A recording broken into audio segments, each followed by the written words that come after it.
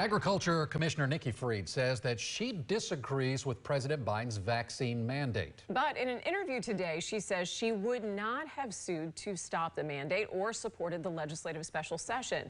News Channel 8's political reporter Evan Donovan sat down with Fried one-on-one. He joins us now with more. And Fried said she believes the decision should be up to individual employers. So I asked her why employers should have the right to fire people over getting a shot.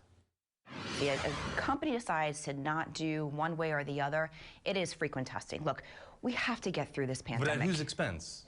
Who would pay for that, the employee or the employer? Well, I think it's a combination. If you're talking about a tremendously large corporation, the corporation can, of course, deal with the overhead cost of having vaccines, locations for people who want it, but also testing sites for those who don't.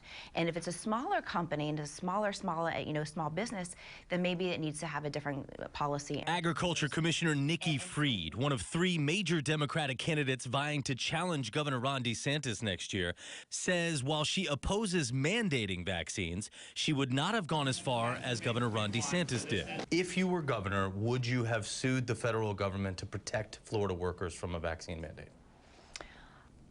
I don't know if I would have sued. I would have definitely had stronger conversations with the federal government, trying to find ways to work with the federal government, make sure that there was additional exemptions for small businesses. On masks in schools, Fried says the decision should be up to local school districts, from high school all the way down to preschool. Does it make sense to ask children that young to be wearing masks? Kids have gotten this right. This is so simple. I have been very clear. School boards across the entire state should have the authority to do what is best for their own communities, to be listening to their own experts. Every community is different. Now, coming up at 6, we talk about the Seminole Gaming Compact and how she is fighting a state law over local control of gun ordinances. Jen, back to you.